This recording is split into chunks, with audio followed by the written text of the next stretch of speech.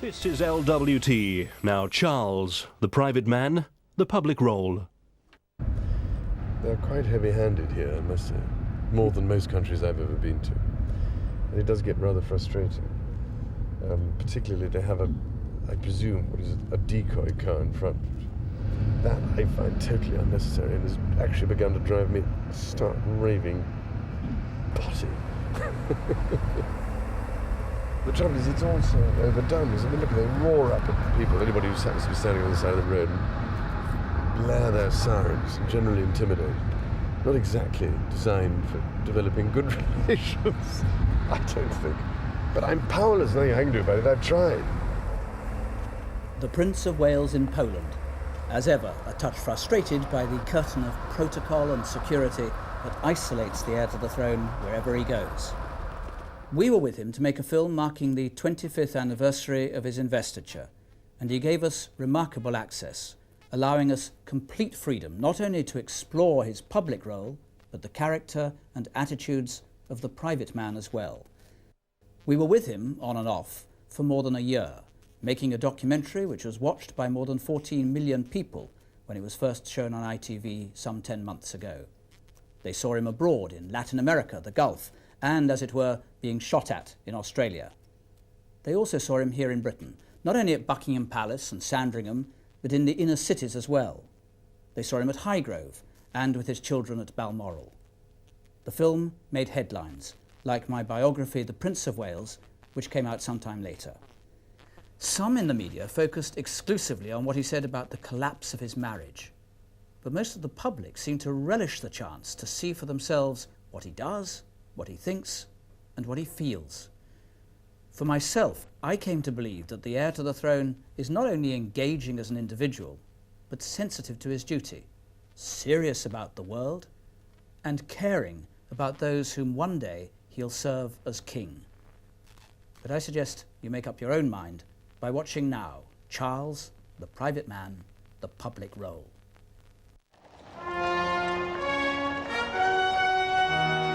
I, Charles, Prince of Wales, do become your liege man of life and limb, and of earthly worship. And faith and truth I will bear unto thee, to live and die against all manner of folks.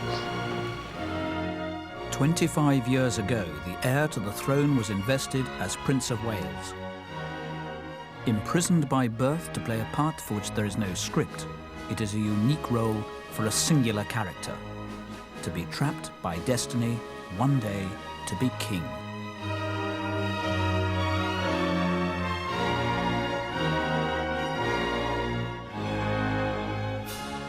"25 years on, this is the story of the Prince of Wales today. What he does, what he thinks, what he believes, what he feels."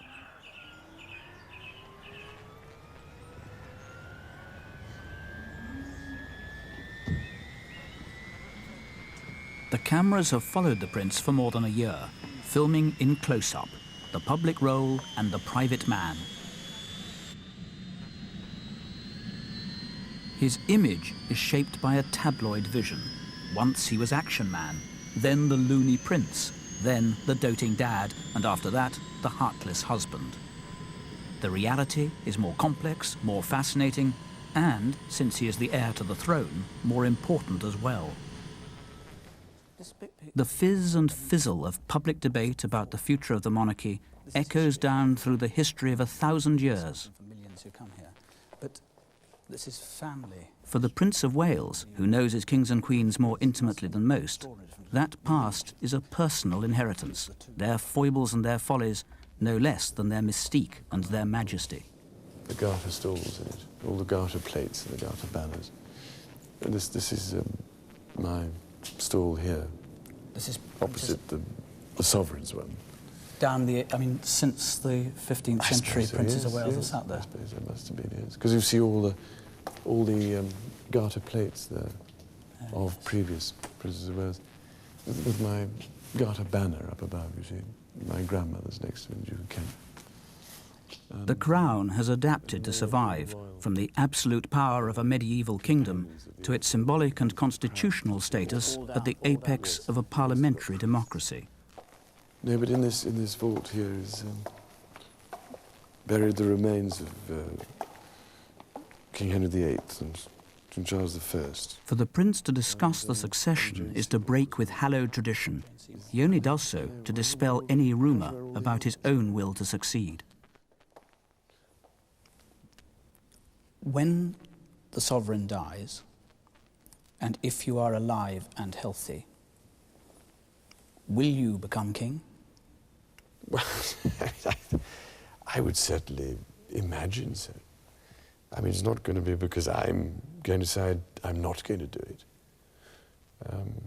As far as I'm concerned, in the ordinary course of events, that is what would happen. And I mean, all my life, I've been brought up, you know, to, as I say, to do my utmost and to try and carry out my duty to the country and to everybody else as well as possible. Should people then discount all the reports that suggest you wouldn't want to do it, you don't want to do it at all, and you would prefer to take off to Italy or wherever? I don't understand where these extraordinary ideas have originated from.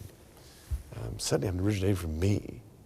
And I'd be fascinated to know who speaks for me without ever having actually come and asked me. But it is riveting how much inventiveness exists. I mean, people create scenarios and write scripts for strange,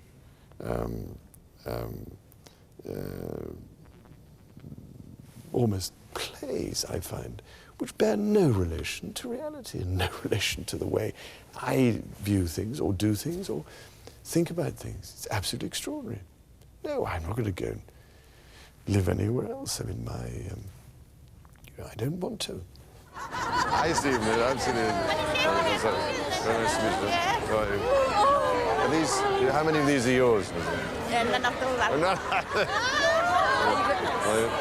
Is this one yours? No, this is hers. Another one. I've got 4. How's your turn? They're all right, thank you very much. Yes, they're getting a bit bigger now, to say the least. And you've got. They call this an away day. He's in Birmingham to promote the work of the Prince's Trust, the charity he founded almost 20 years ago to help deprived young people to help themselves. The wider purpose is to meet the people. There's no pomp, and the circumstance is practical, not ceremonial. Chicago-Birmingham link. She's over from Chicago. Yes. Would you be kind enough just to say? I must see the butcher shop, because he's got rather a good reputation, doesn't he? No. Let's have a look in here. Morning, Miss. Morning. No, you've got. Good morning, Miss. How's it going? Is it all right? I'm just having a sandwich. Are you having a sandwich? Which ones? You haven't done anything having a pie, anyway? Salad ones. The salad ones, are you? After all, I do come into the butcher shop to get this salad. I love it. Are you all trying to get in there, right? We're only from Oaklands. Met you at Oaklands. Yes, that's right. Remember? Yes. Michael Nathan, I've grown up now. Mark Dixon looked like. And the bad talk. Yes. Remember I was there, outside. That's all right, thousands yes. of people. How old are you now? 25 now. You really? Yeah. Very good. Well, you managed to get hold of a Royal Flying Corps badge.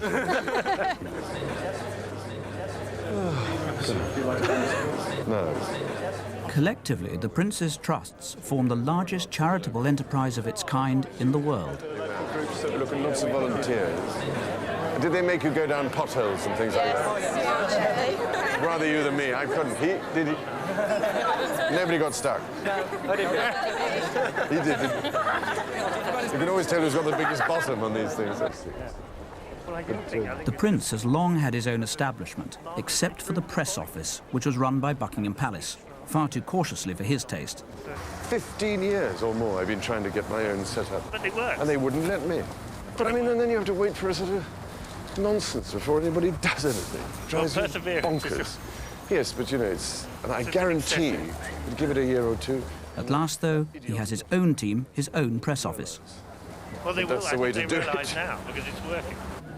God bless you. Oh, thank you, Prince Charles. Thank you, Prince Charles.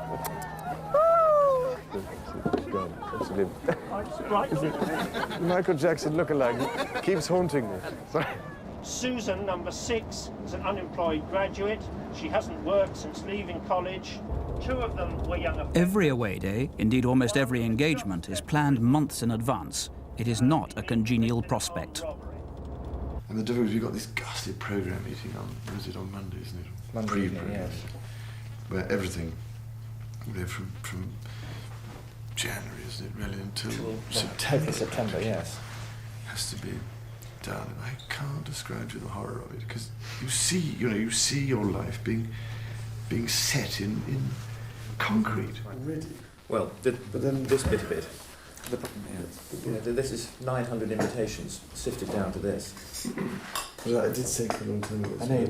I know you did. So, but these aren't the 2 months of the year when we can really get anything very much in, other than the absolute essentials. Just because there's so much goes into this particular period. We'll look at it again, obviously, but then we can take out the odd domestic away day and that sort of thing. We want to get more time. And there's Norway you wanted to go to as well to see forestry. Would you like? Yes. I've got a selection of notes on the subject. And then the Royal Film performance Tuesday evening. They specifically asked that you should. Oh, just me? Yes. Oh, no. Why is this? Who normally does it? Well, the Queen did it last year, sir. They've asked us whether you would be kind enough to.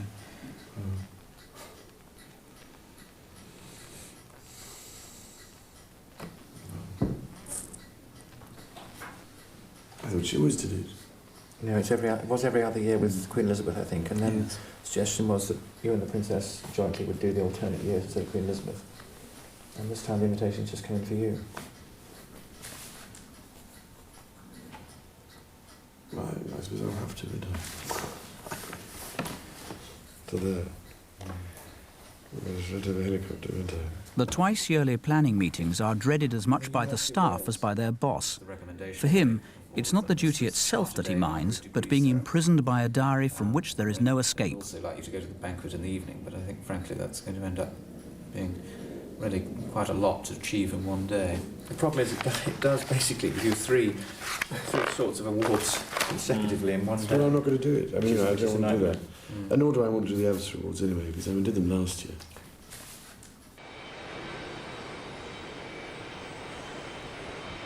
Each year, there are at least 3 official visits on which he represents Britain abroad. In this case, the Queen's flight is bound for Mexico, complete with his private secretary, his equerry, a press officer, his doctor, his policeman, his butler, and his valet. Altogether, an entourage of 14. Can you say, with your hand on your heart, I really look forward to this? Well, it's not a holiday.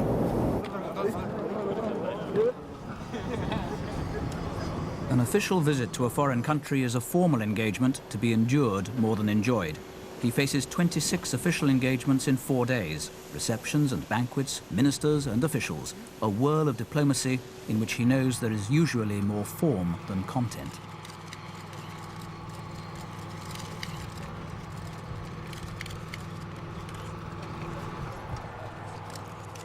On this occasion, there is a touch of tabloid spice as well. It's his first visit abroad since the separation from the princess. Will the crowd still show up? How will they treat him?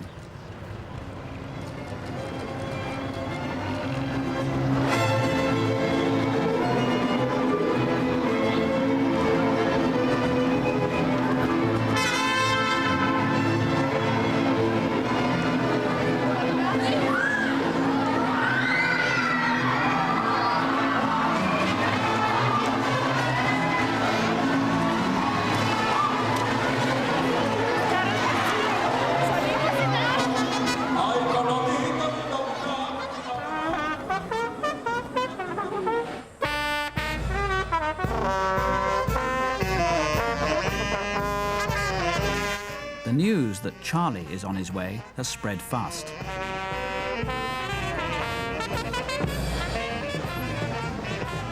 The selection of San Isidro for the privilege of a princely visit was not quite random. The village is run by a cooperative that specializes in organic agriculture and the production of herbal remedies or complementary medicine, all of which are close to the prince's heart.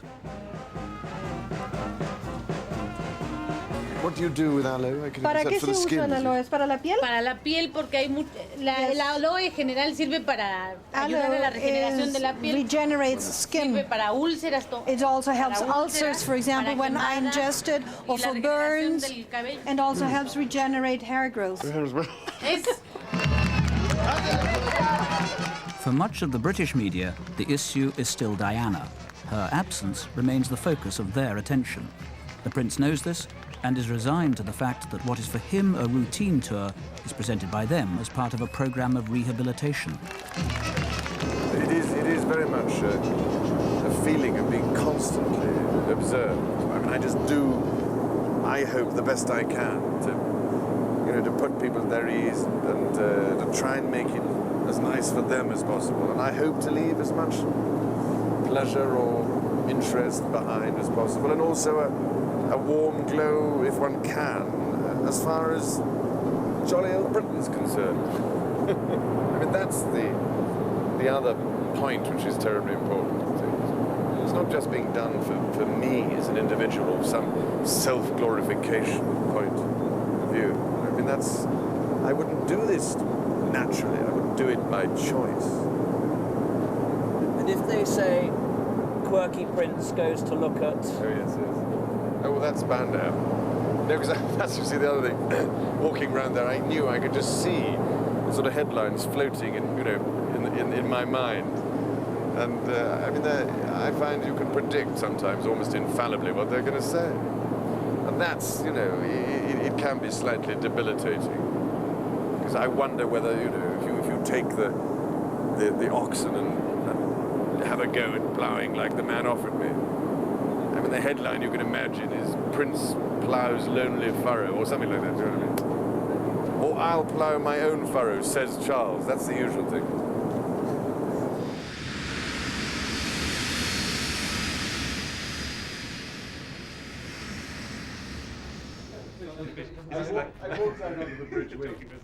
After his separation, the Prince moved into an apartment at St James's, not vast, but large enough to entertain his friends, in this case fellow officers from his 5 years in the Navy. You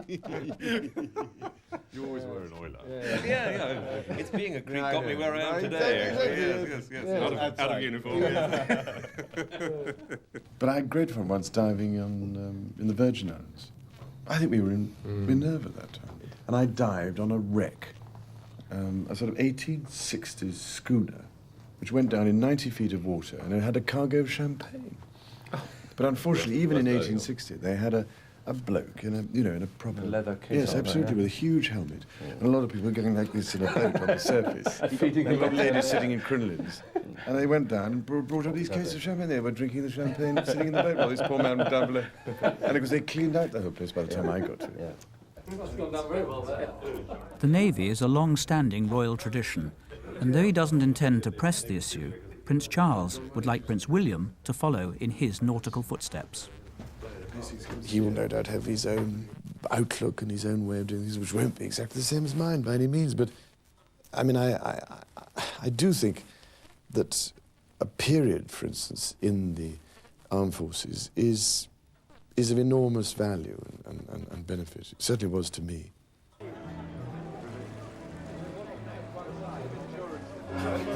On the veranda deck of the royal yacht, veterans from the Battle of the Atlantic gathered there at the Prince's instigation. It was one of those rare public events at which he was joined by the Princess. But a lot of people got shot down there, didn't they? The collapse of their marriage is a source of riveting gossip. What they think of each other now, what they want for their children, what they plan for the future. That and more fills page after page of hot-selling speculation. Although their private lives have long been public property, the Prince finds the intrusion hard to bear. In the Charles and Di soap opera, the script is written by guesswork and gossip. Sometimes it's almost true. Often it's completely false.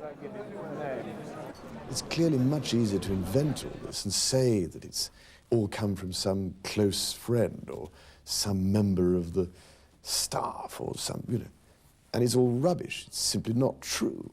That is how it's done. They just invent it and then give it this sort of extraordinary veneer of a so-called accuracy by saying it comes from him.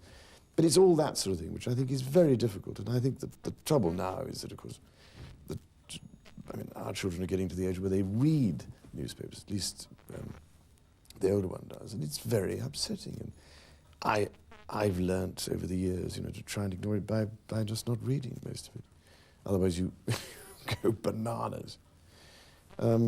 But I mean, with the children, I mean, what can you do if they read it? You can't stop it. You can't stop them seeing this sort of thing, which is very upsetting. Trying to talk to them from one's own experience is a little bit of a help. I feel very strongly that they should be protected as much as possible from sort of being dragged from pillar to post. I don't want them to do too many official things until they absolutely have to, because it's very important to develop within as private an atmosphere as possible, I think.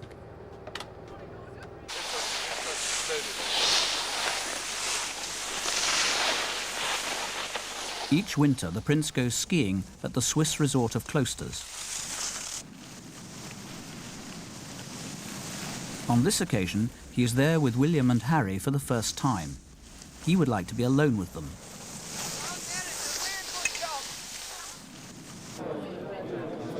But the story is a must for a media that gathers in a Klosters bar to plot its coverage. This year, in a calculated gamble, the prince's private secretary offers a deal. Can we just make sure we can gather around a bit? Prince of Wales has got 2.5 days here to ski with his two sons. It's the only chance he's got to ski with them this year. It's a private holiday. He wants to make the most of it. Now, he knows, I know, and you know that you all need some pictures. So what I want to suggest is an arrangement by which we will get you some pictures first thing tomorrow, and after that, during the day, you will leave the party alone. Now, I'm prepared to come here at 8:30 to tell you where the prince and the two young princes are going to be skiing, take you there, pick a good spot which will suit you, get it set up, we'll have radio contact with the party, they will ski down, give you the pictures that you want, they'll ski away. But after that, we want no following, no getting in the way. We're not talking about just the prince here, we're talking about two young princes who are not as yet particularly adept on their skis and just need to be left in peace and quiet to enjoy a holiday with their father. It's so difficult, though, you know, in this day and age, I find, to know how to play the media and the interest and the sometimes, well, often of the time, prurient interest and all the demands that the media have with, you know, having up-to-the-minute news and exposure of every kind of thing. It is very hard, I think, to know where the balance lies. If we start this way, we'll edge our way around.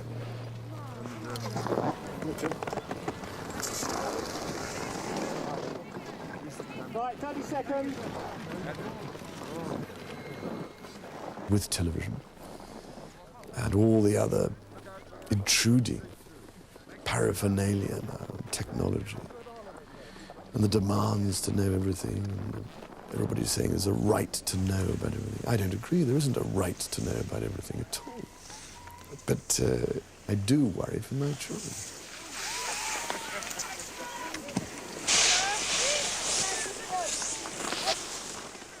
On this occasion, the deal was honoured. The press got their photos, the princes had their holiday. It was a rare entente.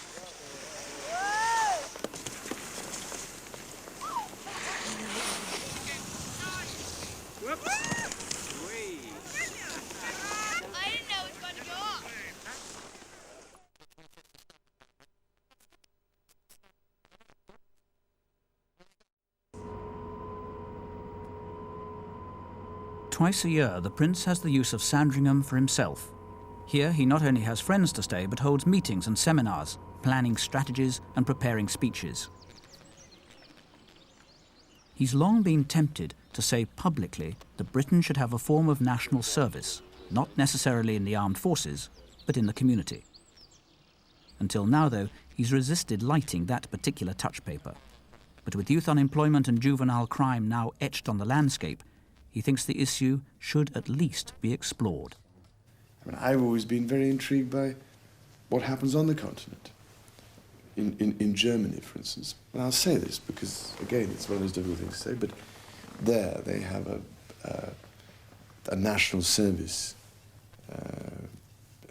arrangement, which means that you can do community service as an alternative to military service. And they tell me in Germany that they couldn't keep their hospitals and old people's homes and handicap centres and things going without all the help from young people. And I sometimes think that we're the only country in Europe which doesn't have this kind of approach. And I felt for a long time that it's a pity we don't. In the meantime, there is the Prince's Trust and the annual week which it organises at Caister, a holiday camp about an hour from Sandringham. I think we'll have to pass people on a scope slot. Your names, badges and everything else is in there. I've got husky young lads who don't want to go out on the beach. 400 young men and women. All are unemployed, most are deprived, many despair of the future. The Prince's Trust is their rescue service. I minded about the way things were going, the way things were. And I remembered how much good had been done, as far as I was concerned anyway, with the kind of education I'd had, in helping to motivate me and give me a bit of self-confidence and being challenged, which I think is terribly important. And I've always felt that everybody has some potential, some particular talent that is so often obscured.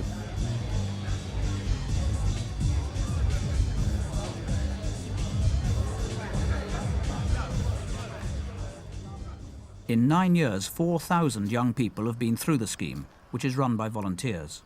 The only way it can be taken out the circle is lifted, clear of the ground in some way. 2 people outside of the hole. Just like wind the ropes together? Yeah. So it gets tighter down the bottom. I refuse to accept that I can't do anything about it. I mean, that's why I've been trying for the last 15, 20 years, whatever it is, to do something. But it's only in a very, very small way in my case. And remember the risk factor now. You won't believe the difficulty I had at the start. For the first year, there was immense scepticism from the Home Office and all these sort of characters. I've always said with the Prince's Trust that we wanted to take risks, and it's worth taking risks. Very nice. I think the most important part of it is for people to find themselves, you know. They come here, and you have to correct me if I'm wrong, guys, but they come here with certain baggage that they may have picked up en route from coming from a city which has got a very high unemployment rate, or from a bad home. They've all got their own stories, but basically they come here with a pretty dismal outlook. And some of them have got a lot of enthusiasm, and some of them have got a lot of motivation, but some of them need that drawn out of them. And I think what this place gives them is a bit of motivation and trying to get some of their self-esteem back and confidence. She calls out to the man in the street. He can see she's been crying. She's got blisters on the soles of her feet. She can't walk, but she's trying. Oh, just think twice. It's just another day for you and me in paradise. Oh, just think twice. It's just another day for you and me in paradise. Yeah, that wasn't actually meant to happen. That was just something. Really? But have you tried taking photographs before? Pardon? Have you tried doing Paris, this? first of all. Is it? My life, actually. So, yeah. Stand up like doing your back, otherwise I can't do it. The Prince always shows up, sometimes at the start, usually for the last day. Very well. Thanks very much. Have you enjoyed it? Has Has it been quite useful? Yes, it's been brilliant. I've really, really enjoyed it. It's really opened my eyes. It's fantastic. Even in a week? Yes. That's a great It's not long enough. I wish we could go on longer.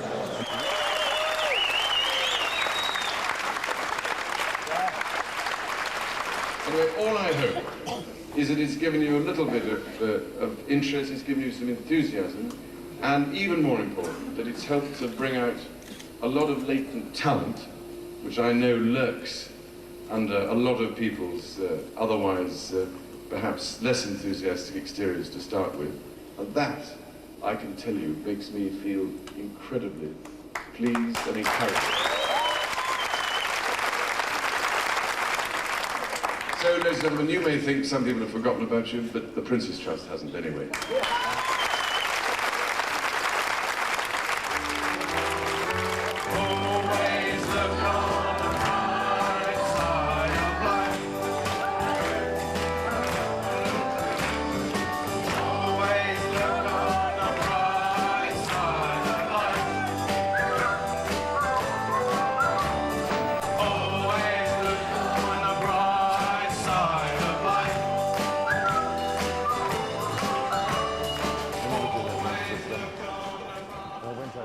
The Prince has a slogan, seeing is believing. He takes business leaders into the inner cities, stimulating them to invest in these communities. No, I live in that 31 there. It's a hell of a long way to walk, isn't it? And what's that concrete tube that runs all the way down? The chute. Is that where you tip the rubbish? Yeah, put your rubbish. Does anybody collect it at the bottom? Oh, yeah. No one again. If you're lucky. Oh, God. Anyway, it's very nice. See ya. And the City Challenge programme, in partnership with the council, is trying to bring large numbers of jobs into the area. You can see, probably by the quality of the curtains and the smashed windows, that the people who live here are really on terribly low incomes. The Prince has been outspoken about deprivation, prompting some to allege that he's overstepped his constitutional limits, that he's been overly political. I mean, on the whole, I like to think that I haven't strayed into party politics. I don't think people could tell necessarily from the things I say what, my politics may be. I look at each situation, I think, as it is.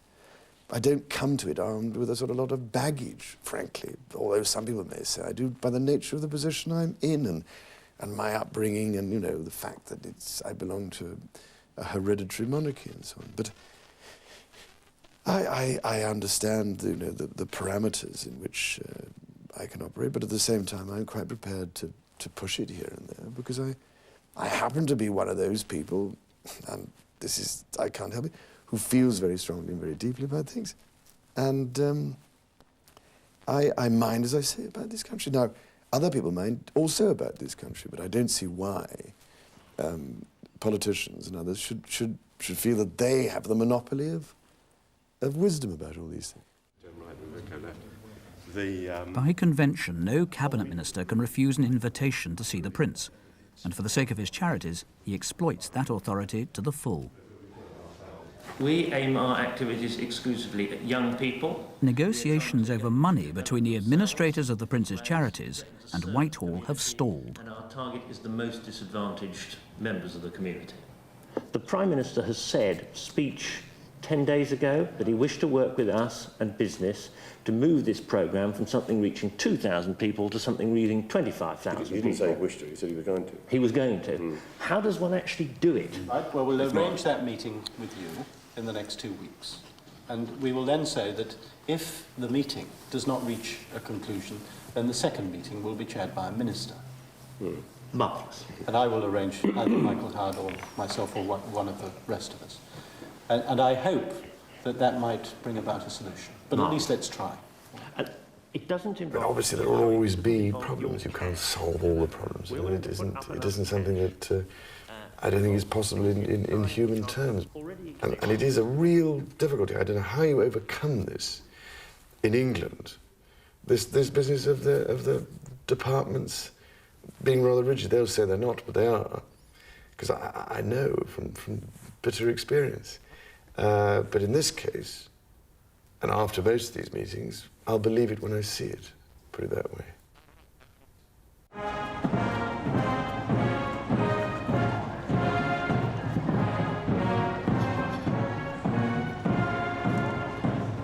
The custom and ceremony of state, the trappings of monarchy, nostalgia, the sense of history, jingoism, the symbol of identity, or merely a tourist attraction. It's different for different people. Whichever it is, it would one day be for Prince Charles, if, of course, the monarchy survives. The Prince makes no assumptions, but believes inevitably that there is no better alternative. What would be a great pity would be to lose the independence of it. And if everything became entirely based on politics, I think that this country would lose a great deal. The great thing, I think, about the monarchy is its independence, which enables it to function in a relatively, free way almost as an ordinary entity. You know what I mean? Representing the ordinary person's thoughts and feelings without them belonging to a particular party.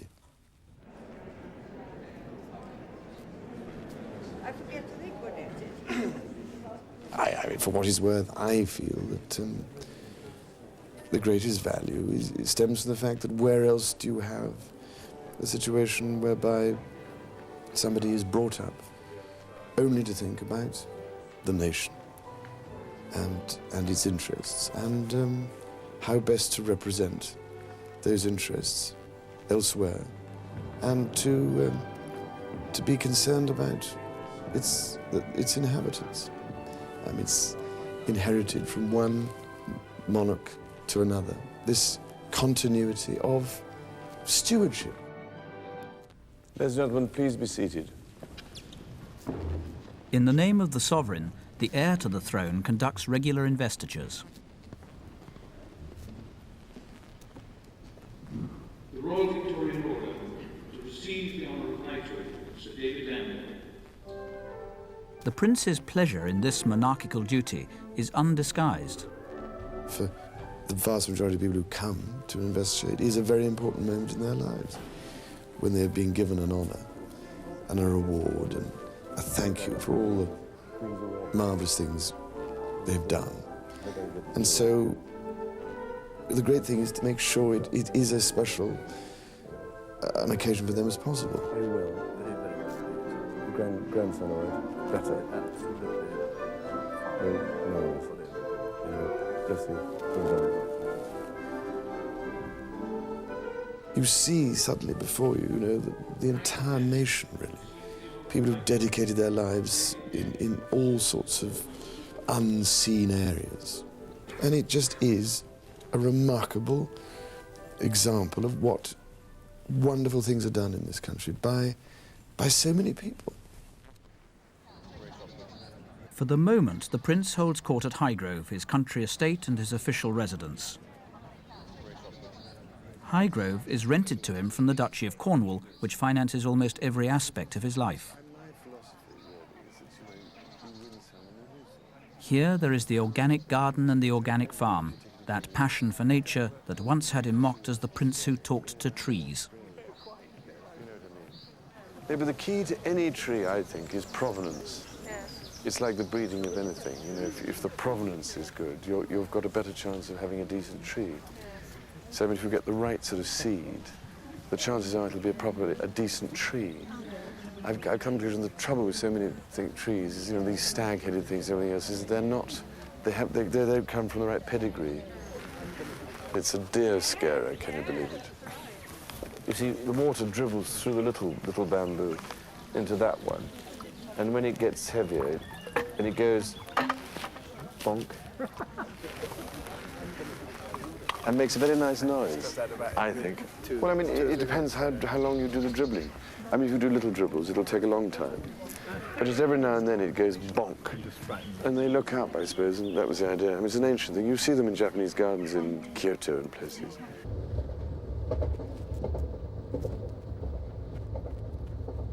The prince is fond of the royal train and uses it whenever he can. It is hardly the cheapest way to travel, but it does provide secure accommodation and a mobile office. In this case, while he's on his way to visit the duchy, most of which is in the West Country.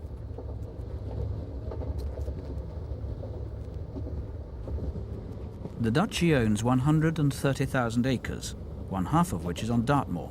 But there's property in London and investments in the stock market. An income for the prince, from the city and from his tenant farmers, of some £4 million a year.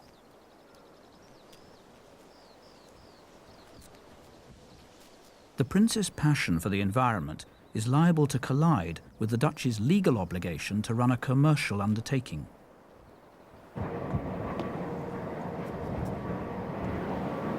Wind power poses a typical dilemma. These turbines would be a valuable source of income for the duchy, and there's an environmental argument in their favour. But in large numbers, they are also an eyesore. The duchy is inclined to be in favour, the prince is dead against.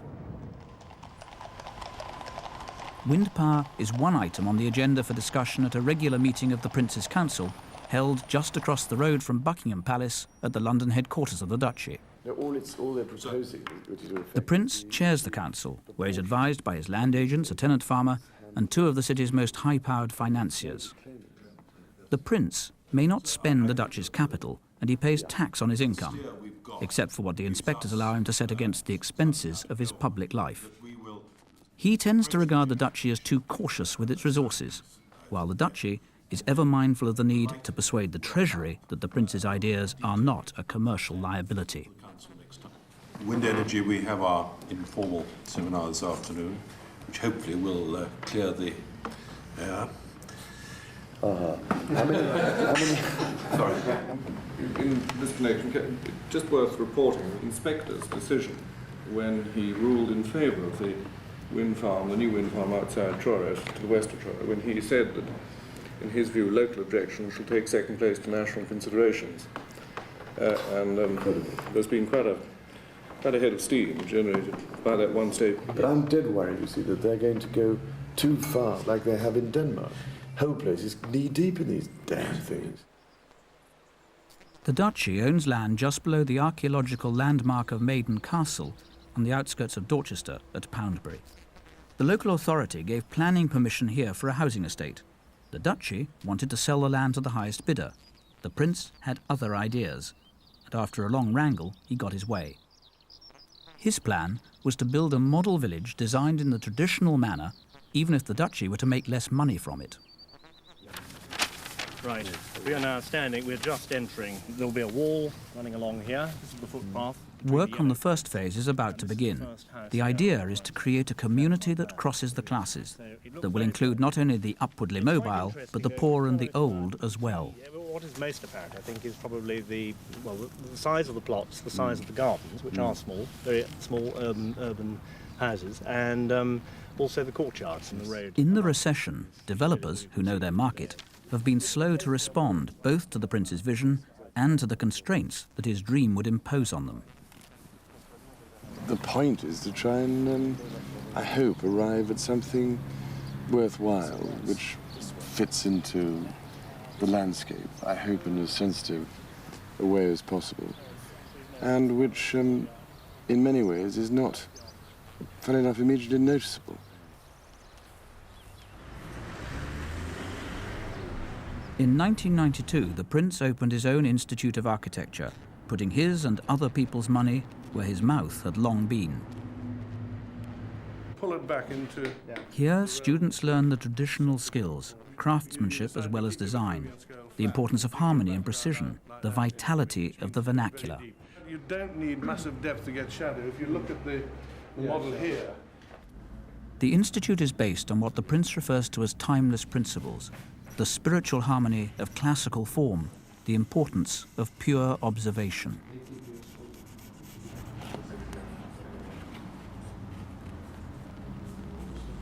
The prince's onslaught on the carbuncles of modern architecture has brought him into bitter conflict with the new establishment, which denounces him as nostalgic and ignorant. Really, this should be, you're on this side. Some modernists claim that he's misused his role to threaten their livelihoods. I know that, the great sort of charge that gets levelled against me, is that I've spoilt so many people's, careers and jobs. I mean, it's not true. I never mentioned any of them at all. I just wanted to make the point that I felt, anyway, that we needed to re-examine these issues, and I didn't particularly want to see this country, which I mind about and love greatly, and nor do a lot of other people, disappear under a welter of ugliness. And again, I just want to say one more thing to emphasize, the real basis on which I've tried to express these feelings about architecture, and that is that while I am thoroughly in favor of an avant-garde, generally, what I do not think is sensible in the long run and right is when the avant-garde becomes the establishment. And that is what has happened, I believe, not only in architectural terms, but in many other areas as well.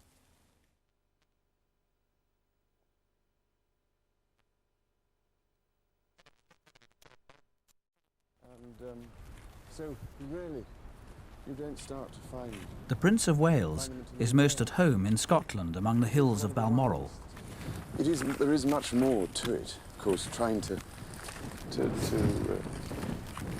stalk deer and so on than people think. He hunts regularly, shoots a little, and goes stalking with zest, though preferring to detect the stag for others to shoot. You can get round there. You know, all these sort of things you learn by trial and error. Really. Do you have a sense of where, I mean, when I look out, I just see the hill. Do you have a sense of where the deer are likely to be from here? Yes, because you see, the deer are very cunning in things, because they always choose positions which are out of the wind, in the lee. And they're absolute geniuses at finding the most sheltered spots. And so when the wind's in a certain direction, you've got, after a bit of doing this, you begin to realise or learn roughly the sort of places they probably will be in. And everything's controlled by the hinds anyway, because the hinds live, the female deer, they live in specific areas, and they tend to live right out. Even during the winter, they live out as high as they can. It's only really bad weather that drives them down, and they attract the stags, you see, this time of year. Otherwise, the stags are living in a gentleman's club for the rest of the year. They don't have anything to do with them until the rutting season, which is the mating time of year, which is now. So where are they likely to... I can just see some, just see in the sun there, on the edge there, below those rocks. Actually, you might just have a quick look and see what they are. For the prince, there is no conflict between hunting to kill and loving the wild. What you want to try and do is look for a stag which is older. No, you don't want to shoot a young stag. And, I mean, what you're really trying to do, for all intents and purposes, I suppose, is act like the wolves did in the old days. You know, you look for the weakest. The weaker ones, the older ones. Otherwise, you end up with many more winter deaths, you know, and a higher mortality rate of calves and things like that in the spring, because there simply isn't enough food for them all to go around. And the secret is to try and balance the numbers with the available food supply.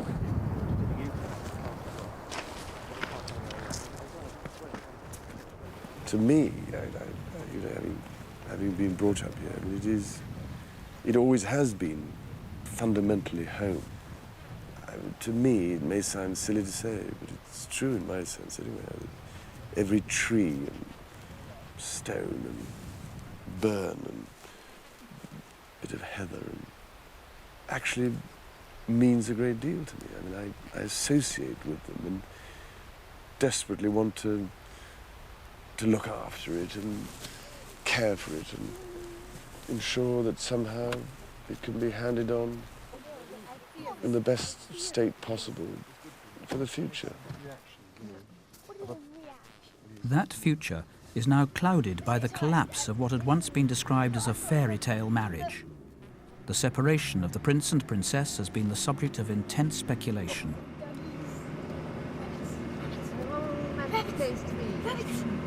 Sitting in judgment over other lives, some have blamed the prince, others have kept an open mind.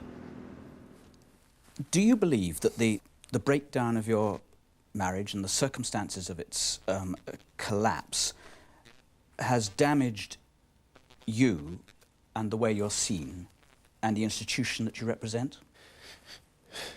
Well, obviously, I don't recommend it to anybody.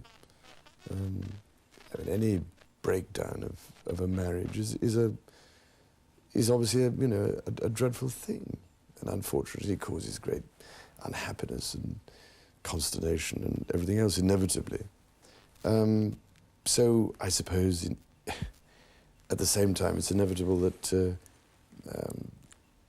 in the wake of something like that you get all sorts of turbulence. I mean, I knew perfectly well. I mean, one of the difficulties I find about this life is the predictability of what so many people are going to say about anything at any time. And but I mean, it's difficult for me to know. Obviously, I would much rather it hadn't happened. And I'm sure my wife would have felt the same. It wasn't through lack of trying, both parts try and ensure that these things work. No, I accept that I'm sure there's a certain amount of damage. I mean, you can't avoid it with something of this unfortunate nature. In the nature of the breakdowns of marriages that you refer to, separations, on the whole, do lead to divorces. It obviously is an option for you. How much is it in your mind? Do you intend to divorce? Well, I don't think you'd really expect me to tell you what was in my mind. I mean, that sort of question, you know, is very much in the future. And if it happens, then it'll happen. But I personally would, at the moment, is not a consideration in my mind. And anyway, it's something that I think is very personal and private between my wife and myself, and that's how it will remain. But you are Prince of Wales. It is legitimate to ask, I think, whether, if you are divorced, is it an impediment to you fulfilling your duty as you might have to do as king? I don't see why it should be any impediment. But and that's the way I look at it.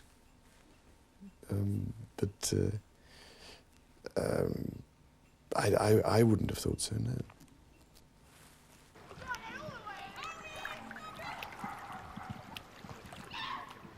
Loch Mich was a favourite haunt for Queen Victoria.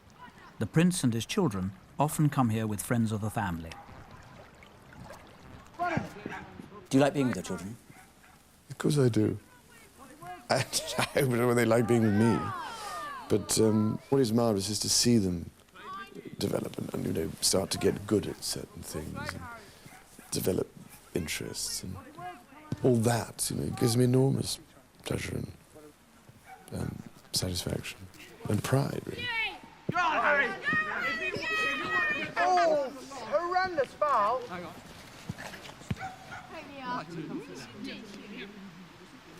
Oh, he's going to be a substitution here.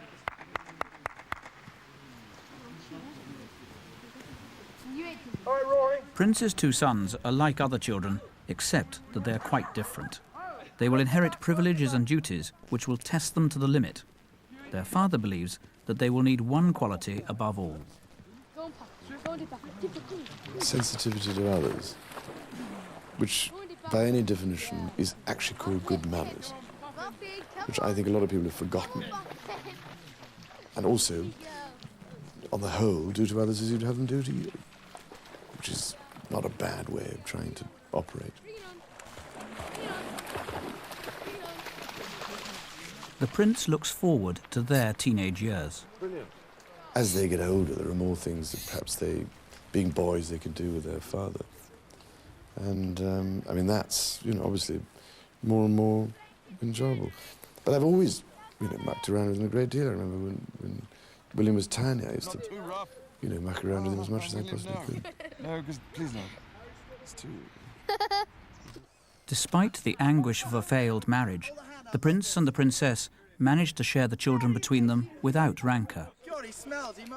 No, I mean, as I say, we discuss it, but you know, that's a matter for us, isn't it? It's not a matter for other people to decide how our children should be educated or brought up. But you can bet your bottom dollar they will all interfere and they will all say, it should have been done this way, it should have been done that. But I mean, that's become a national pastime, this sort of prurient speculation. Even at Balmoral, the royal family is under constant surveillance by the media. The prince resents the intrusion, longing for more privacy than the zoom lenses of a tabloid media will allow. I'm not very good at being a performing monkey, really. And I think that I am quite a sort of private person. I'm not prepared to just perform whenever they want me to perform on that sort of score. And no, it would be all right if they actually went away. But as I'm saying, they don't. I always think there's a camera now, always, or something like a camera, and worse. I mean, it is extraordinary how now you feel, I do anyway, that wherever you are, there's somebody hiding behind something, somewhere. And with these immense cameras now, with these huge lenses and magnification, you can sit you know, a mile away. Quite happily. And photograph through windows and everything else. And they do. I've seen you!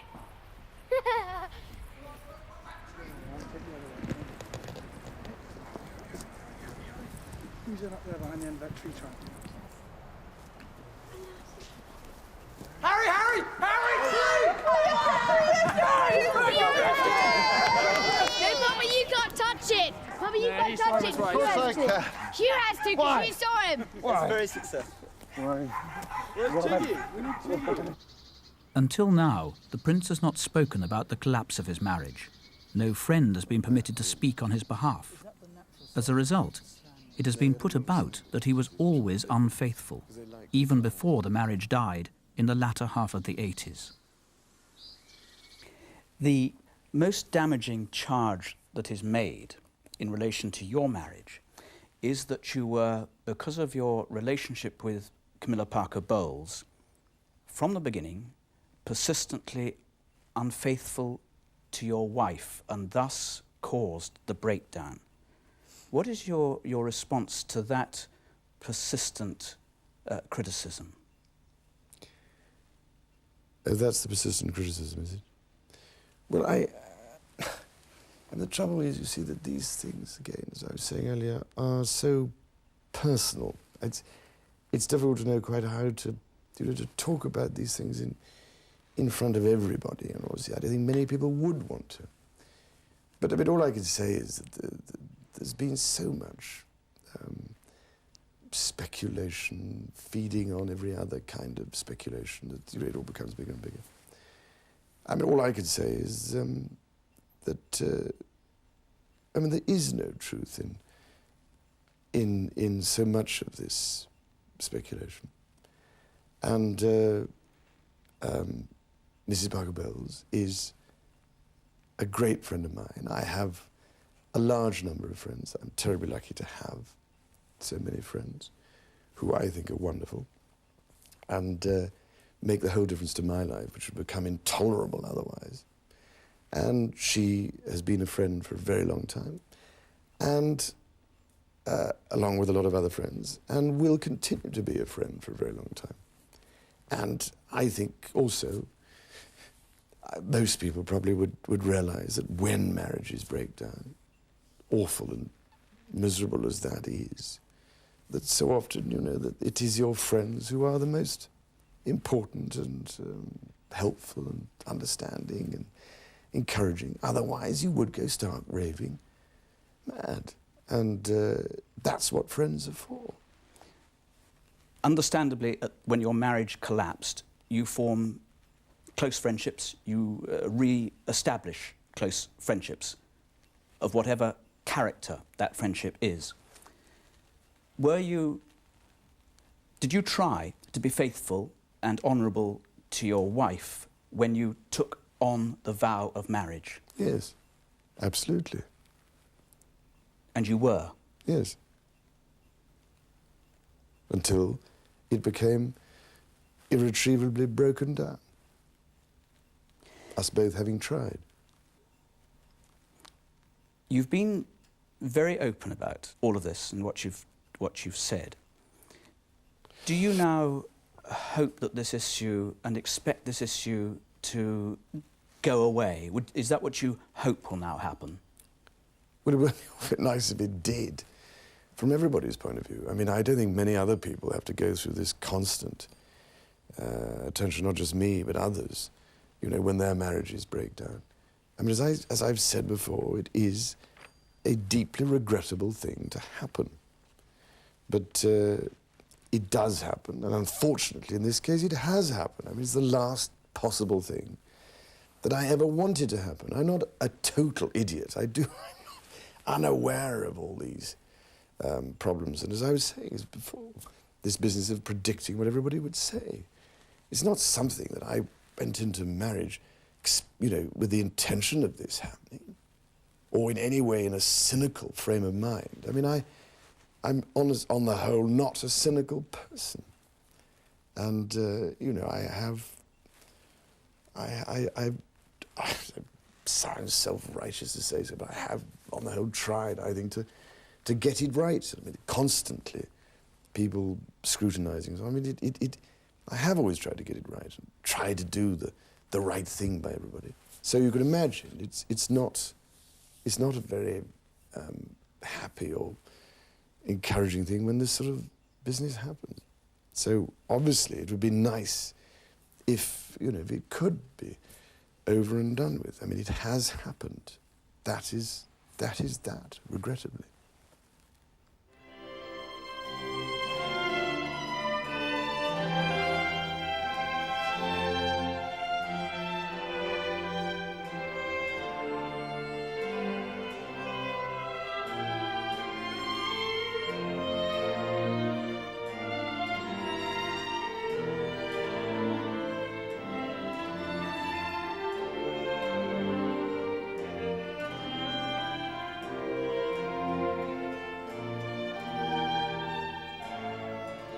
I do think those people who marry into my family find it increasingly difficult to do so because of all the added pressures, because of suddenly finding that they're put into positions which they were simply not trained for. And the strains and stresses of that become, in some cases, almost intolerable. And suddenly joining this organisation in which I have been brought up, my family have in a particular way, to see things in a particular way, is not the same as other people have. And it does add very real strains, now much more than it did at the beginning of the century, for instance.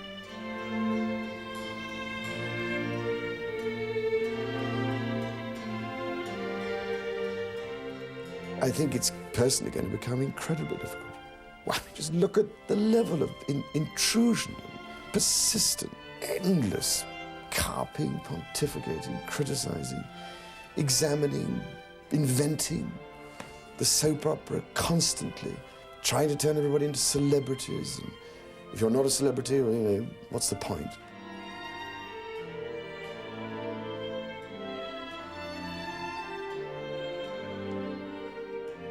I think it's becoming increasingly difficult in this day and age to make marriages function. Well, look at the numbers of people who are getting divorced.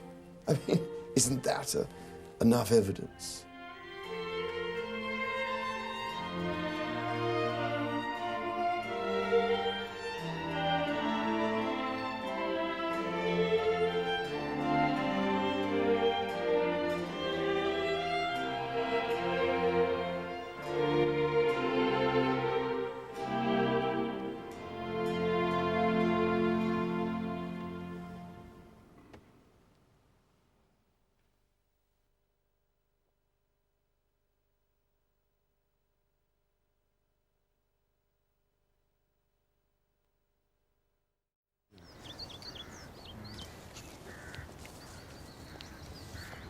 Whenever he can, wherever he is, the Prince likes to paint.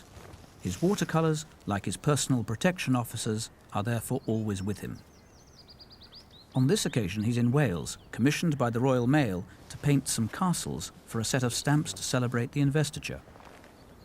It's got nice shadows on this side. It's sort of a nice shape, I think.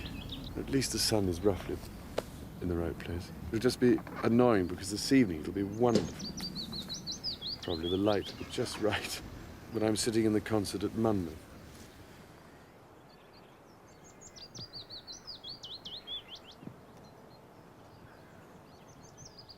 It is one way of, apart from, you know, the enjoyment of it, it's one way of making a little money for my charities trust and that sort of thing. In fact, I actually make quite a lot, fun enough. In fact, his watercolours now have some cachet, enough to raise over £1 million for his charities. And if I had a bit more time, I might, I think, perhaps be a bit more bold, if you know what I mean. I'm not very adventurous when it comes to painting at the moment.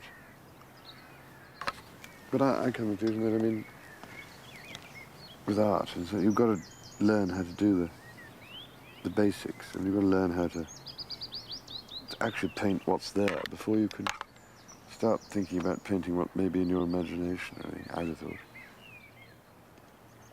It's a good discipline, if nothing else.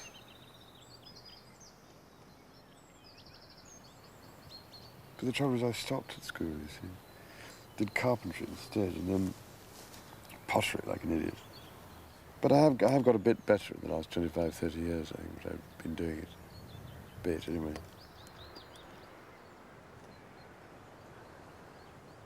When Prince Charles paints, he says that he enters another dimension. His passion for nature, his sense of belonging to the natural world, is an integral part of his spiritual identity.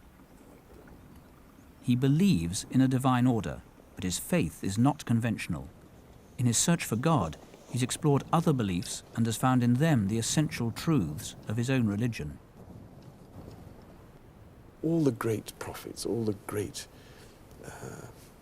thinkers, those who had achieved a far greater awareness of the aspects of life which lie beneath the surface, all shared the same understanding of the universe, or the nature of God, or the purpose of our existence. And that's why I feel that it's so important to understand the common threads which link us all in one, I think, great and important tapestry. Does that mean that spiritually and intellectually you find yourself at home, walking between and within all those religions, and don't feel tied to the Church of England, the Protestant Church? Yes, I mean, I feel that there's an enormous amount, once you begin to understand where we are linked in common, that can be immensely helpful. And I'm one of those people who searches. I'm interested in pursuing a path, if I can find it, through the thickets.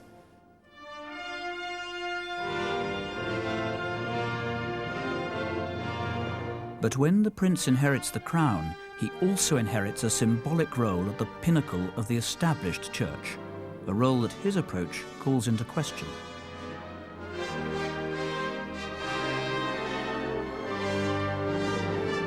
At the coronation, Prince Charles watched his mother enthroned as the supreme governor of the Church of England, defender of the faith.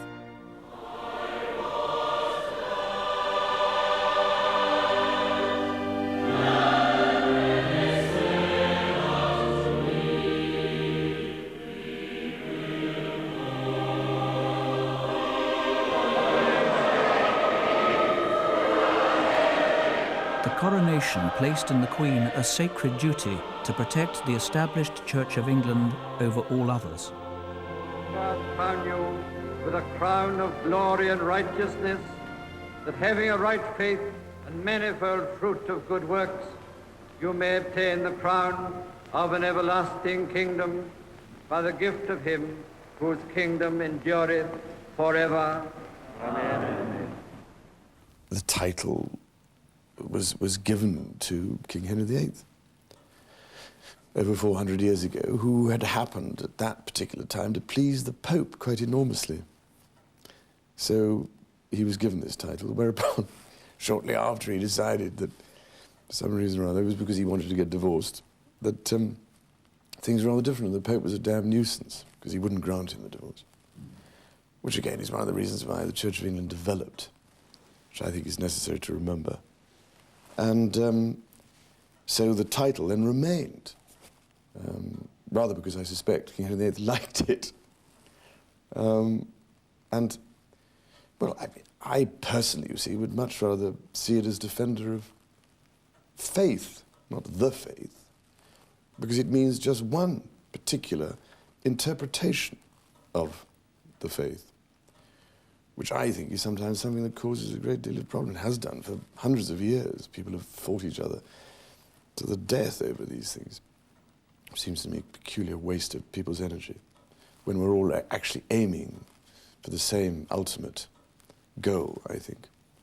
So I mean, I would much rather it was seen as defending faith itself, which is so often under so much threat in our in our day where, you know, the whole concept of faith or belief in anything beyond this existence, beyond life itself, is considered almost old-fashioned and irrelevant.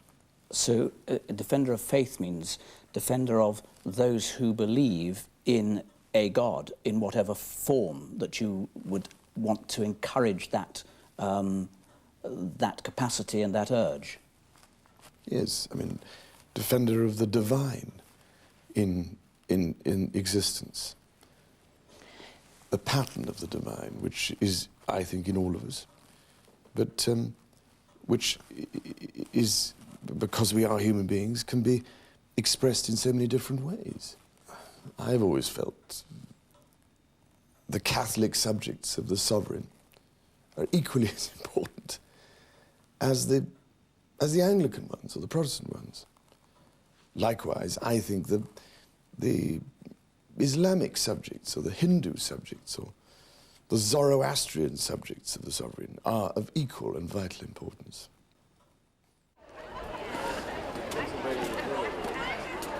The Prince arrives in Oxford to make a major speech about Islam. This is very smart. Is this, I'm not allowed to wear my honorary doctorate? We thought we'd wear black gowns. I mean, it is a doctor's gown. It is. Yeah. It's a black DTL. Yeah. Which is what I'm wearing. But yours looks rather smart on rather less. Yours an frogging. No, you should have. No, I should all have the same. Yeah. I've got the best gown. It's the most comfortable gown to wear. Do I wear that as I'm speaking? No. We decided not. We hope. In senior, I do the thing with it on, but this is slightly more informal. Right. We go in with them on, right. And then I take it off and put it on the thing, and you take it off then. I'll speak at the end without it, and you lecture about it. Right. Like others he's made in the last decade, the Islam speech is destined to make the headlines. Ladies and gentlemen, we must not slide into a new era of danger and division because governments and peoples, communities and religions cannot live together in peace in a shrinking world. For that which binds our two worlds together is so much more powerful than that which divides us. Muslims, Christians and Jews are all peoples of the book. Islam and Christianity share a common monotheistic vision, a belief in one divine God, in the transience of our earthly life, in our accountability for our actions, and in the assurance of life to come. We share many key values in common: respect for knowledge, for justice, compassion towards the poor and underprivileged, the importance of family life, respect for parents. Our history has been closely bound up together. There, however, is one root of the problem, for much of that history has been one of conflict. The speech is timed to coincide with the Prince's official visit to the Gulf. I mean, the Foreign Office is very keen on this Gulf thing. Yes, it's been their top priority for 18 months or so, yes. I would have thought they've seen it so many times, but anyway, I suppose. Well, they like it. They like it because the Gulf Arabs are desperately important to our interests in that part of the world. And to put it crudely, sir, I mean, being nice to them and showing a presence there, as well as doing some things for British exporters, is a terribly important way of keeping that relationship going. Well, I suppose it'll be exactly the same programme as last time. Well, sounds a bit. I'm sure it is. The elements will be very familiar to you, sir. Okay. Much easier to go and sit in a tent with them, with a hawk or something. That's the way you get things done. Well, they don't sit in tents very much. No, they don't. They sit in air-conditioned Range Rovers or something. But even that's the way to have a jolly. That's the way to show real interest, I think. Possibly. It's always what happens. We're all told by our people what we should be doing. Well, I mean, it is a classic trick on the Foreign Office. They say, no, I know what happens. They tell you, well, the ambassador, our ambassador, says to you that, the head of state in this country would be mortally offended if you didn't call on him and all that sort of thing. And then they tell him that I would be mortally offended if I didn't call. I mean, I know exactly how I've been there a few times myself, so I've got a sight sense, I think, of the possibilities. So I will keep investigating and come back to you, sir, if I may, once I've got a sense of what might be possible. Do, I'd love it. But the trouble on the hawking side is they tend to go and do their hawking in Morocco. No, I knew in the Gulf. The royal party arrives in Saudi Arabia late at night on the first leg of a 4-day, 4-country slog. But the prince likes Arabia and is enthralled by the culture of Islam. I think we've tended to look at the East as being rather primitive and underdeveloped and everything else. And I feel that the time has come to remind people in the West, if they can be reminded, of the important things that we can still learn from the East and from Islam. King Fahd, the most powerful man in the Gulf, has been so taken by the Oxford speech that he accords the prince an unprecedented honour. At 3 o'clock in the morning, the king leaves his palace to welcome the prince at his guest house.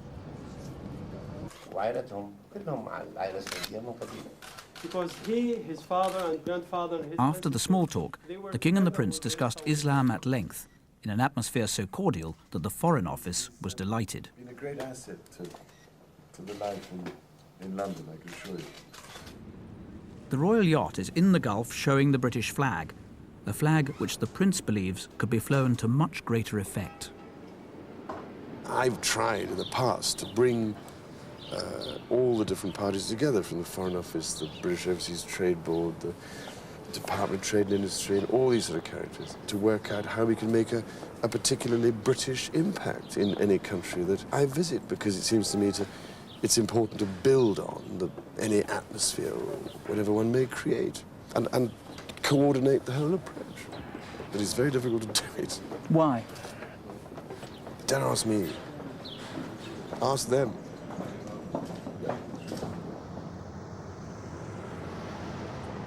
But there are amazing things you can use now, aren't there, to eat up the oil in a biological way. Apparently they did this with that Exxon Valdez, do you remember the spill in Alaska? Yeah. We're a bit worried about that because it is possible that you introduce some sort of a bacteria that is not commensurate with the environment. Oh, the environment is exactly. So we're trying to grow our own bacteria and introduce it. To do with that. Now I heard of environment. No, I heard of a British company recently. They sent me who produced these mattresses made of straw. Right. Now which apparently works brilliantly, and you put it on the sea and it soaks it up. Right. It doesn't have any side effects. Apparently not. No, it's wonderful. The only trouble is you've got to get rid of the straw mattress. So they can't do so much. Think how much service you have done to them. Saving the architecture. I don't know, but just reminding people that there's another That's a great reminder. way of looking at things. I tell you, I was such a great admirer of Hassan Fatih. I'm one of his... Were you one of his students? Yes. No, but see, the man also I think is wonderful. There's another of his students called Abdul Wahab al-Wakil, who I hope will be... I want him to design the Oxford Islamic Centre. He's very elusive. I saw him in Samarkand about 10 days ago. So I'm running around like a... Between architecture and business, we have perfumery. He's the biggest perfume manufacturer in the kingdom. Really? And he's going to donate some to you. So you're going to really? very nice. Oh, wonderful. But I rather like that, you call it oil of oud, which is marvellous stuff. You know everything. I know a little bit. And what about, do you get back to the UK occasionally or no? Yeah, I have to go back this summer. Came out summer. Did you get any money for your teeth when they came out? Did you?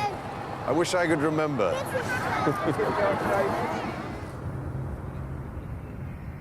For part of one afternoon, the ruler of Abu Dhabi arranges a private visit for him to the edge of the empty quarter, the real desert. You've come out of hectically rushing around the new urban Gulf, and you have a moment here in the virtual silence of the empty quarter. It is rather remarkable, I must say. You don't often come across such total silence. I mean, such silence, you can actually hear the camera running, which you very rarely do. But, no, I mean, the whole problem, I always find, is on these sorts of exercises, these trips, you suddenly flown and bumped out somewhere like this for literally half an hour, and then you turn around and go back again. It's not quite the same thing as being able to come for a little bit longer and absorb the atmosphere, but the shadows are so absolutely wonderful. Of course, this time of the day it's better because you get, with the lower sun, you get better shadows. There are no rulers in tents, but one of the surviving Bedu families is conveniently at hand.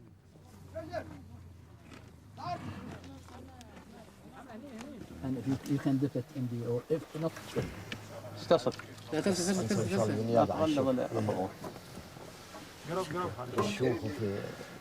I never tried cold. You should order any smell. You just drink it one time. That's the best way. This is just now. They milk it just now.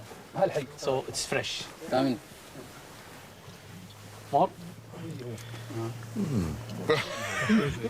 Camel's milk, he is told, is famous as an aphrodisiac. For the job.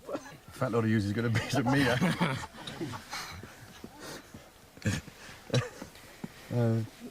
thought it was rhino horn that was supposed to be. Rhino horn?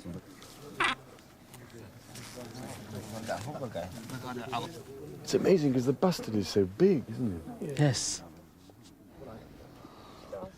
I used to do this when I was young. In Scotland. I see. We do again with grouse. I'll explain it to them. Yeah. Tell them I used to spend a long time in the early mornings. The most important thing is to try to find ways of understanding each other. I think that the difficulty is the extremists always hold the high ground in these areas if you're not careful. It's so easy to encourage negative forces to be unleashed, I think. I just worry about the future from the point of view of people looking for potential threats, potential enemies. The Prince is at the Dubai Air Show to promote the sale of British weapons, a task which apparently gives him no qualms at all. By attending the Dubai Air Show, aren't you in effect becoming a super salesman for a lot of weapons that this area needs, like a hole in the head? I think there are just three particular points about this sort of thing, and one is that the awful old hoary chestnut, really, that if we don't sell them, somebody else will. Only too many people longing to. Secondly, actually, we are rather good at making certain types of arms. And thirdly, it seems to me that while conflict is always a possibility, while human nature exists as it does, unfortunately, there are always going to be threats. People are always going to require weapons, specifically for deterrent purposes more than anything else. Yes. What's it like there? It's excellent. Excellent. Yeah, it's very challenging. Of course, the Saudis got very much an expanding air force, so it's quite an exciting place to be.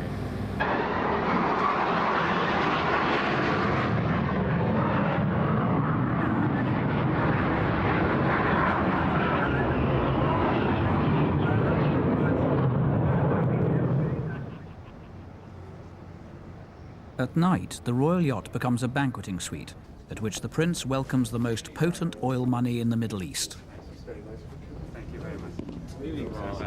Despite its great cost, the Prince insists that Britannia is still a national asset. It's not as if we're all going off on junkets all the time on this yacht. It's not a sort of private yacht. It goes with the position, and is part of the whole process of trying to represent Britain abroad. That's, I think, her great value.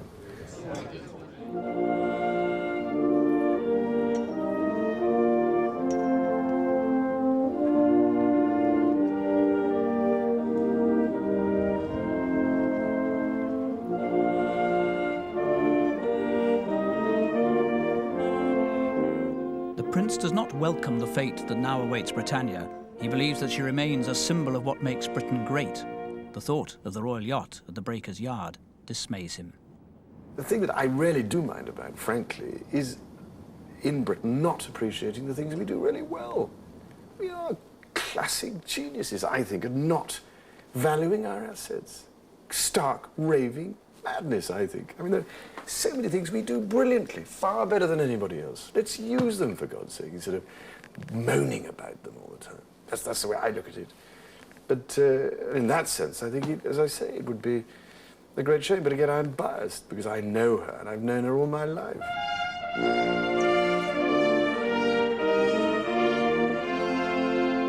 Britannia could have ridden the waves well into the next century, but the price was thought too high. So the prospect of the next king inheriting a new yacht to go with an ancient crown must be remote.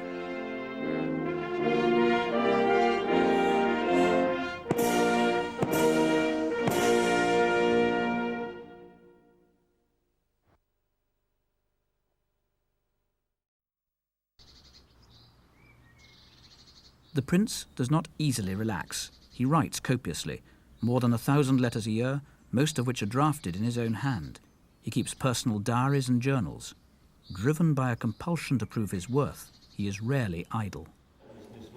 At Sandringham, a progress report on that meeting between his charities and the Employment Secretary a few weeks earlier, at which the Cabinet Minister had promised action.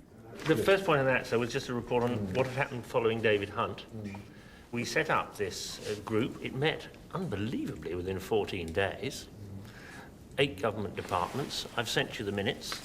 We're meeting again within 3 weeks of the first meeting. And I think there are plenty of reasons, if we're tough with them, to think we're going to get much of what we need. So that was positive outcome number 1.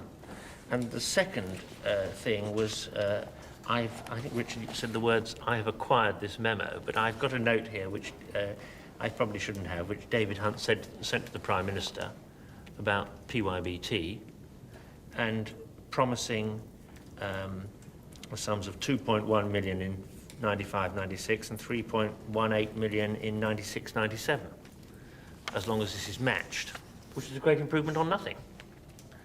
I still think, to me, my sort of overall aim, really, is to see if we can use this exercise to stimulate a national debate. I think there's no doubt you'd get that. I mean, under the guise, as it were, of what we're going to do as trusts, but I still think this debate has to happen in this country, because we're never going to get anywhere otherwise. But we can't exist on service industries alone. That's what, see, this is, I'm sorry, where I feel so strongly that, you know, we're just always missing the trick.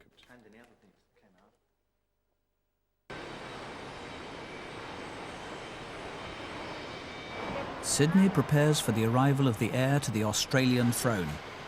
The prince has been many times before, but never in such inauspicious circumstances.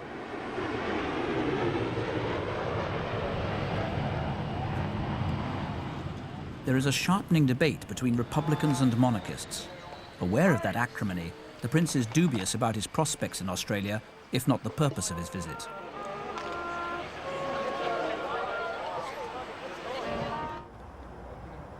I mean, it isn't very easy. I mean, it's never very easy going there, because there's always been, ever since I started going to Australia, a substantial minority of people who didn't like the idea of, you know, of a monarchy, because they say that it's foreign or something. There is always a hardcore of royalists, but otherwise much speculation about the warmth of his reception, especially in the absence of the Princess of Wales, who had taken Australia by storm on their earlier visits together. The Australian media is more than usually sceptical about the value of a visit timed neatly to coincide with Australia Day. In fact, the Prince's arrival has been preceded by tortuous weeks of negotiation.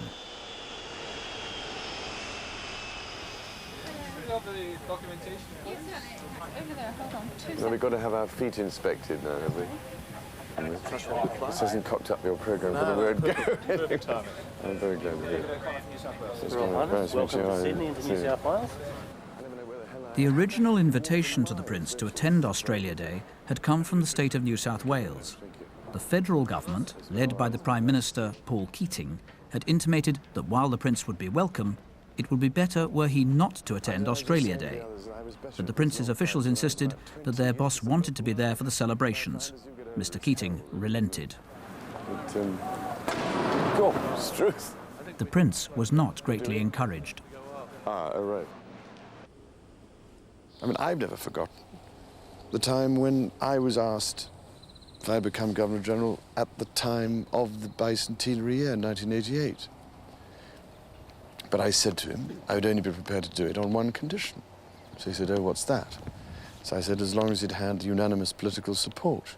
Of course, he went back and the party in power at the time, the Prime Minister, said no. And so, what are you supposed to think when you're prepared to do something to help and you're just told you're not wanted? You should come up here, Chris. Okay, go in there, Captain, if you don't mind. It's not doing any good. As it happened, the Prince and the Prime Minister found common ground, if only about architecture. Before the 1960s, Sydney was a stone city. Yes. And nearly all of this high-rise was built from about 1963. Was it? It's just like the UK too. Yeah.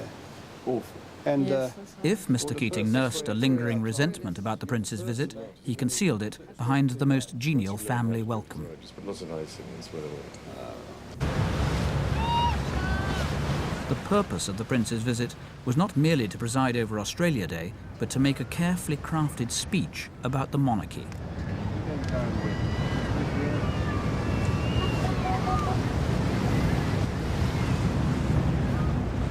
What's that him near the entrance? That door.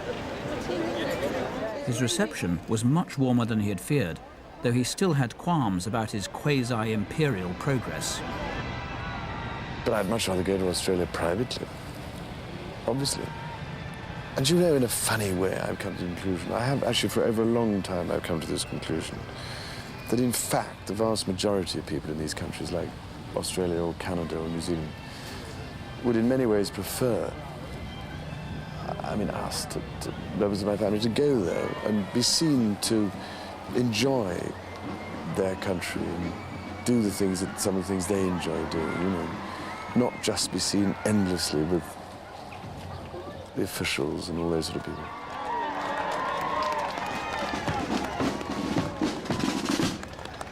His destination is a park filled with some 400,000 people, an Australia Day picnic at which he was to make an informal appearance. Ladies and gentlemen, His Royal Highness the Prince of Wales.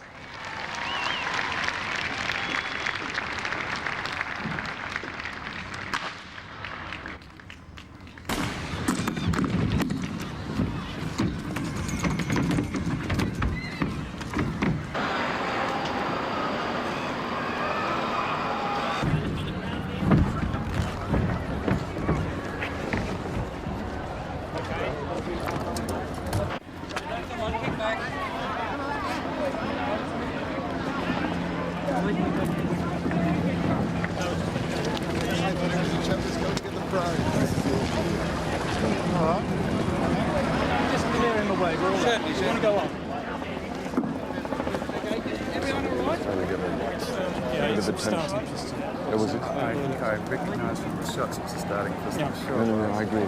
But it was a bit silly to start shooting. As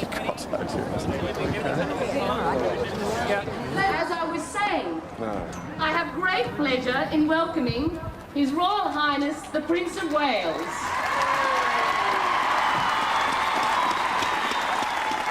The shots echoed around the world, carrying the message that the Prince was supremely cool under fire. His reputation soared accordingly, which in Australia did the monarchy no harm either. Oh, well, you never know. Do be careful. No. Hang on, you'll do something terrible to him. See you, bye. See you, bye. Very nice to meet you. Bye. So you managed to get a drink in this part of the world, did you? No. You're going to go right. Sorry about that. Very nice to meet you.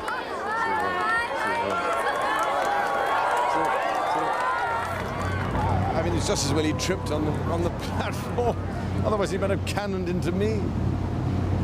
But the trouble is, you know, if you're on these sort of occasions, official things, it's quite difficult to suddenly adopt an aggressive posture, bop, you know, like that. You're not expecting it. I mean, it's all right if you if you know somebody's actually trying to attack you. But these things, as I say, happen so quickly. In fact, I was telling some people on the stage that by far the worst thing that happened to me was years ago when somebody chucked an empty milk bottle at me in a car.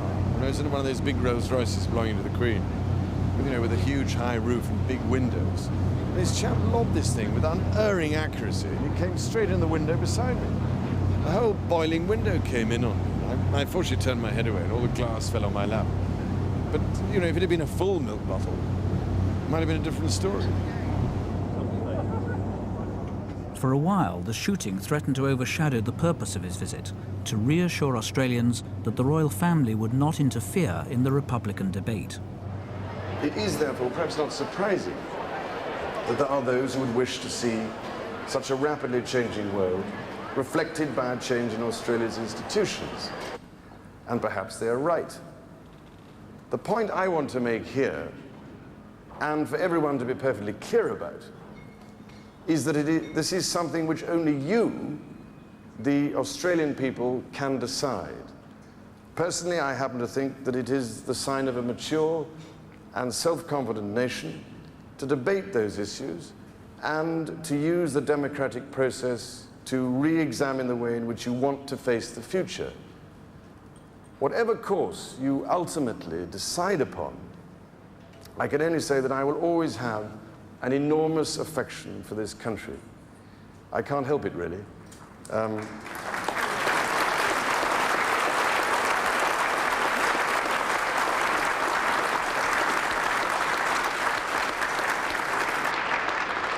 Whatever the case, I'm sure you are dying to forget about all these things and to make the most of good old Australia Day. I fully intend to.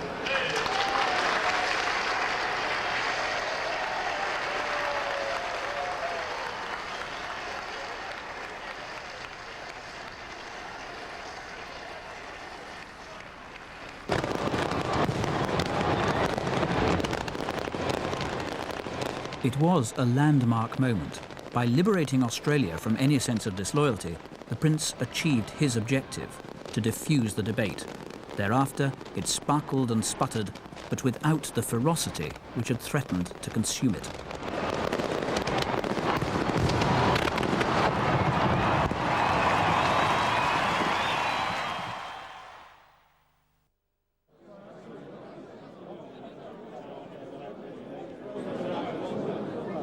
At St. James's, the Prince has corralled the good and the great.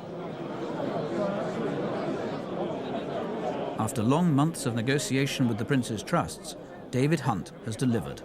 Half the cabinet has turned out to see the Prime Minister announce that the government will provide matching funds to finance the Prince's Youth Business Trust to help the unemployed to start their own enterprises. And we're the only people doing that in the country now, so... How did you get that order? A lot of hard work. And some of the businesses that one can see wandering around the room this evening. It seems to me that the great thing about this particular occasion was that it marked the point where, you know, the government has really, I think, accepted the value of PYBT, that it's got a good track record. The Secretary of State for Employment was marvellous in the way he delivered the goods. I mean, he listened to the arguments, and he, in the end, he accepted them, and things happened from then on.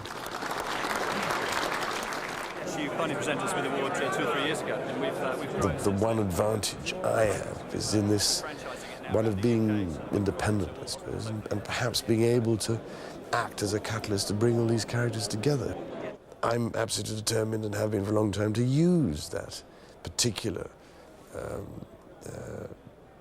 opportunity that my particular position produces or presents to do so for the good of as many people as possible. That's the way I look at it.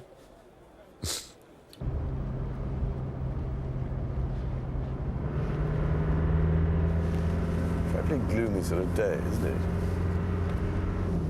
No. Get down. Go on, get down. The Prince is not unduly given to looking on the bright side. After 25 years in the part, he has very few illusions.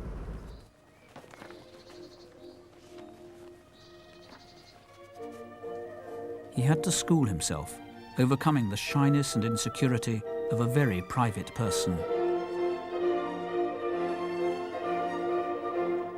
He could have retreated to his music, his books and his art. Instead, with an inner resolve that is rarely appreciated, he has learned to put his life to public purpose.